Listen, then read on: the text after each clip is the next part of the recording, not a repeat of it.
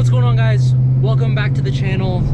In today's video, we got something a little different going on. We're taking the Mustang down to the Ford Stampede here in Ontario. So I think this is like the first actual show I've been to all year. So it should be pretty good. Just heading over to pick up my buddy right now, and then we're gonna make our way over there. Okay guys, so we're here at the Ford Stampede here in Ontario at Flamborough Speedway. It's the first time I've ever been out to one of these events, and we got the new edge here, so we made it. We're still a little primered up if you haven't seen my previous video, but we're getting there, we're working on it. Huge turnout. There were a little more cars here earlier, but it has been a while. We've been here for a few hours now. The 2024s are over there at the Ford booth. I'll drop some clips of them. They look pretty sweet. The interior, I like the interior, and the exhaust sounds really great. So yeah, I'm probably gonna do a little walk around, film some of the cars, some of the cool new edges and whatnot, and I'll just put some music over it.